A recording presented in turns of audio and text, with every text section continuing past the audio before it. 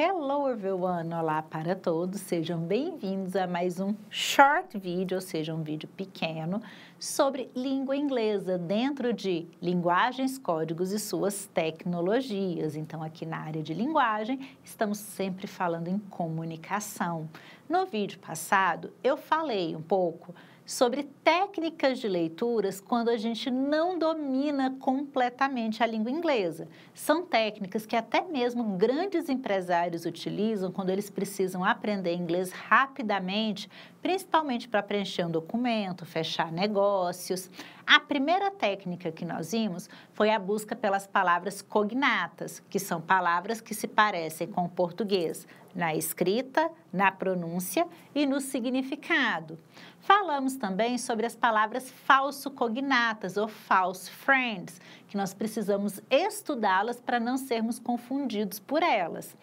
A próxima técnica que eu vou trazer para vocês é a técnica das keywords ou das palavras repetidas. Repeat words, palavras repetidas. Quando certas palavras se repetem várias vezes no texto de língua inglesa, a gente precisa ficar atenta a essas palavras, porque normalmente são importantes para a compreensão. E nós vamos chamar essas palavras de keywords, ou seja, palavras-chave. Muitas vezes essas palavras elas estão relacionadas ao tema do texto, ao assunto principal. Então, se eu tiver uma palavra que se repete muitas vezes, é bom eu circular e acompanhar essa repetição. Observem aí, as palavras repetidas aparecem especialmente na forma de verbos. O que é um verbo? É a palavra que indica ação, verbos que se repetem muito em frases. Eu tenho o verbo work, que é o verbo trabalhar.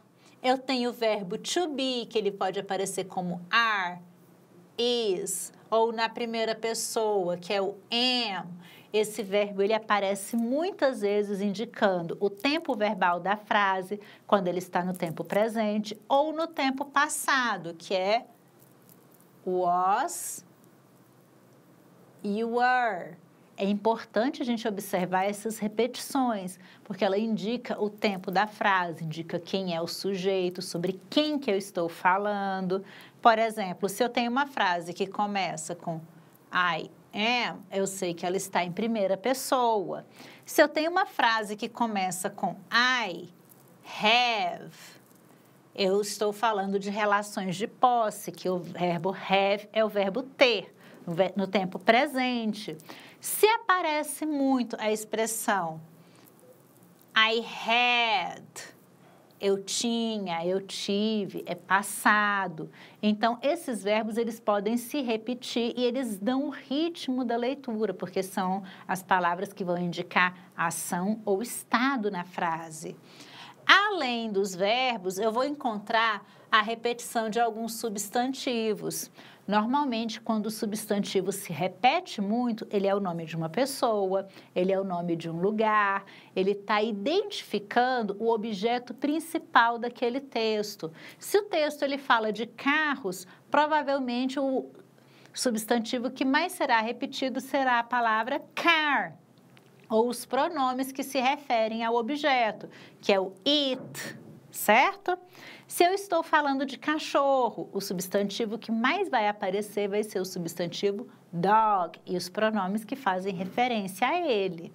Outra coisa que aparece muito são os adjetivos. Os adjetivos são as características, as qualidades de alguém, sejam elas positivas ou negativas.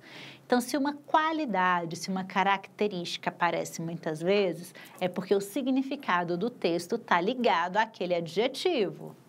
Vamos lá. Tente descobrir seu significado pelo contexto. O que é o contexto? Lembra que eu falei para vocês que quando a gente vai ler um texto, A gente presta atenção em tudo. Se for o texto de uma charge ou de um infográfico, eu vou olhar, além das palavras, as figuras que estão nesse texto. Porque muitas vezes, mesmo que eu não conheça todas as palavras, aquela figura vai me ajudar a entender o conteúdo principal. Então, isso é o contexto, é o que está em volta. Se o texto tem figura, como que está a pontuação dele? Se a pontuação é um pouco diferenciada, a organização das frases, eu já percebo logo que está em estrutura de poema, de música. Essas coisas fazem muita diferença na hora que a gente está tentando entender um texto. Porque, por exemplo, uma música ela não vai vir escrita do mesmo jeito que um parágrafo narrativo. A música vai ter frases menores, vai ter mais vírgula, vai ter uma organização visual que eu vou bater o olho e vou falar, nossa, isso aqui é um texto, ou é uma música, ou é uma poesia, certo? Então, quando a gente presta atenção no contexto, a gente acaba utilizando as pistas tipográficas, ou seja, typography, são os elementos visuais que nos auxiliam na compreensão desse texto. Vamos adiantar aqui mais um pouquinho. A inferência ou prediction. O que é uma inferência? Quando eu bato o olho numa imagem ou numa palavra que tem no texto, que eu penso, nossa, eu já sei o que é isso aqui, isso se refere a tal coisa. Então, a inferência é a capacidade que você tem de prever ou deduzir o conteúdo com base naquilo que você conhece do título, nas informações que você percebe olhando o contexto antes de começar a traduzir o texto. Nossa, isso parece bem complexo, não parece? Vamos na prática. Olha aqui. Scanning é uma leitura específica. Você já ouviu falar do equipamento scanner, aquele equipamento grandão que você coloca a folha de papel, ele passa uma luz ali e escaneia o texto, a foto, faz uma cópia digital daquilo para você salvar no seu celular, no seu computador. O scanner, ele faz isso com os objetos. O nosso olho, ele faz isso com tudo. Sempre que eu olho para alguma coisa, esse meu olhar está escaneando tudo à minha volta e formando as ideias no meu cérebro, não é verdade? Eu posso fazer isso com um texto. Quando eu pego, por exemplo, essa imagem aqui e olho para ela, eu olho para ela toda, não estou tentando traduzir. Olha com bastante atenção, observa o tamanho da letra, observa a cor da letra, observa a figura. Fez isso? Você escaneou a imagem, você usou a técnica do scanning. Ao escanear a imagem, automaticamente, pelo contexto, você já deduz que as palavras que estão escritas com letras diferentes ou letras maiores são o título. Então, eu faço a inferência de que esse é o título da minha imagem. Se esse é o título, esse e esses são o texto. Mas só isso que é texto? O texto ele envolve também a figura, porque eu começo a julgar, sem ler o que está escrito, que isso tem alguma coisa a ver com leitura e com entendimento. Por que eu começo a julgar que esse texto em inglês tem a ver com leitura e entendimento? Eu tenho a figura de uma menina segurando um livro e uma seta indicando que ela olha para o livro e o livro traz alguma coisa de volta para ela, o conhecimento. Tudo isso foi a técnica do scanning. Depois que eu fiz isso, eu já tenho uma ideia do texto. Agora eu vou para as palavras. Técnica de interpretação de texto. Então, eu tenho em inglês, que é o nome da técnica, a explicação da técnica e um infográfico, ou seja, uma inferência por meio da imagem. Esse foi fácil, porque a explicação está em português. Vamos ao próximo. Lembrando, esses exemplos eu não tirei do PDF de vocês, eu trouxe para a gente treinar. Observe essa imagem aqui. Dessa vez eu não tenho linguagem verbal, tenho só linguagem não verbal. Olhou. Bastante atenção. Que você entende dessa imagem? Qual que é a sua inferência. Vou te ajudar. Olha só, eu tenho um scanner, eu tenho uma nuvem, eu tenho uma janela de computador, uma janela aí do Windows, por exemplo. E eu tenho dentro da minha nuvem aplicativos como o Word, o Excel e o PDF. Com base nessa imagem, eu já penso imediatamente no quê? Num documento escaneado pelo computador, sobe para a nuvem de informações. Olha que eu não li absolutamente nada com palavras, só pela imagem. Isso é inferência. Eu utilizei meu conhecimento de mundo. O que é meu conhecimento de mundo? Saber que esse objeto aqui é um scanner, saber que essa janela aqui representa a janela do computador, saber que a nuvem representa todos esses espaços de armazenamento virtuais, como a nuvem do OneCloud ou a nuvem do Google Drive, que hoje em dia é onde nós guardamos os nossos documentos e até para onde vão as nossas fotos quando a gente tira foto do celular. Hoje em dia, tudo na nossa vida está guardado na nuvem.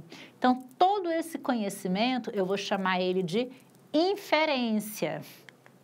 Vamos para o próximo. Essa imagem, eu já trouxe ela do material de vocês. Observem o carinha aí. O que ele está fazendo? Dá uma escaneada. Olha sem pressa. Da cabeça aos pés. Ele está sentado, livro na mão, livros em volta. Texto, o que eu tenho? Reading for detail, skimming, scanning, reading. Normalmente, quando eu faço uma leitura, eu faço ou da direita para a esquerda ou da esquerda para a direita. Então, normalmente, como nós aqui no Brasil fazemos a leitura no sentido do relógio, reading for detail, o que é isso? Leia detalhadamente tudo que você pegar na mão. Não sei inglês, professora, como que eu vou ler? Circulando as palavras cognatas, circulando as palavras que você conhece. Ao fazer isso, você está utilizando uma técnica de scanning para a leitura. Quando você faz o scanning circulando, você pula para uma próxima técnica que é o skimming. Então, leitura detalhada, circulando os cognatos, circulando as palavras que você já conhece. Quando você faz a segunda leitura, essa técnica é chamada de skimming. Você circulou tudo o que você conhecia, você refletiu sobre as palavras repetidas, você formou as hipóteses na sua cabeça.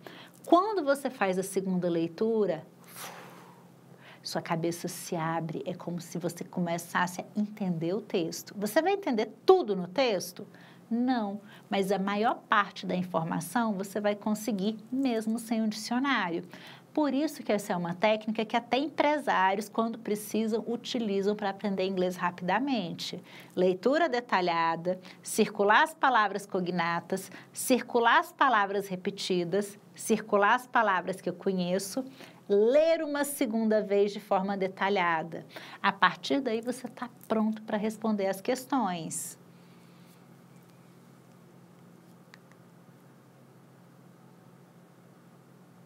E, por fim, você vai pegar as dicas finais aqui com a professora.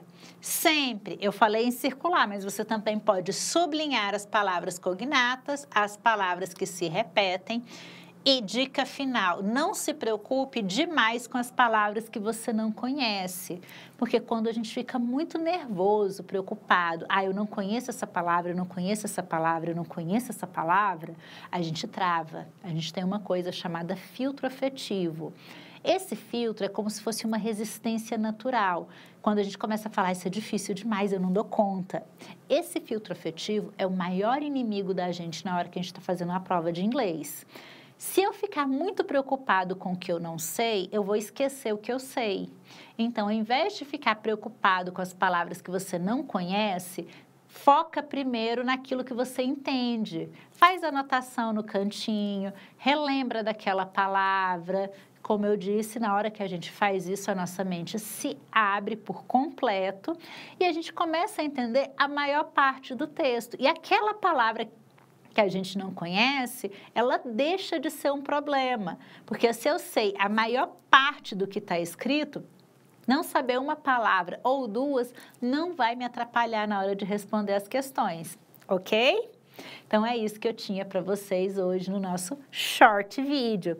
Thank you very much e eu vejo vocês no nosso próximo vídeo aí com mais dicas de língua inglesa.